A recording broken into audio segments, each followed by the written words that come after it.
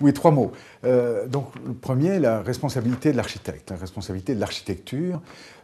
Effectivement, l'architecture remet en cause le réel et au-delà de la production d'objets, au-delà de la production qui suppose effectivement une responsabilité juridique, certes, mais une responsabilité culturelle, il y a en amont même de la responsabilité culturelle la responsabilité urbaine, c'est-à-dire la place des projets, la place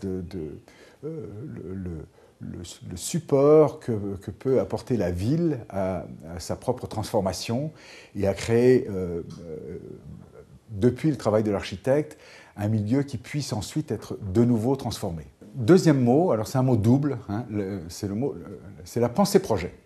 Pensée-projet, c'est quelque chose que je ne prononce pas beaucoup, mais qui sous-tend un petit peu tout mon enseignement.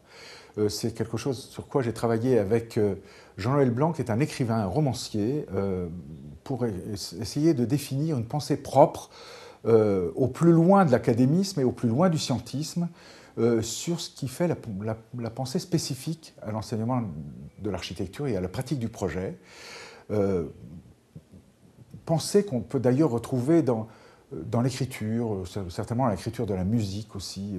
Bon, c'est une pensée qui n'est pas la succession qui n'amène pas. Enfin, si on prend l'exemple du roman, certes, il faut connaître l'écriture, la calligraphie, la grammaire, l'orthographe pour écrire, mais certes, ça ne suffit pas. Il faut aussi, pour être capable d'écrire un texte, que ce soit une rédaction à l'école primaire ou un roman, ou voir ses mémoires, il faut une idée qui porte et qui se renouvelle dans une espèce de synthèse qui se nourrit, qui se retrouve dans le projet, hein, dans le projet, dans l'écriture, dans la composition musicale.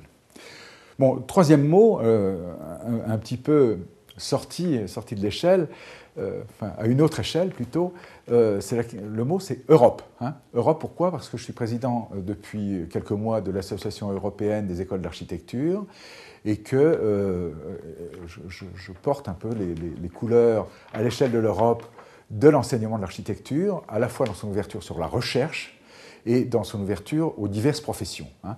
Pas seulement à la profession de maître d'œuvre, mais aux diverses professions.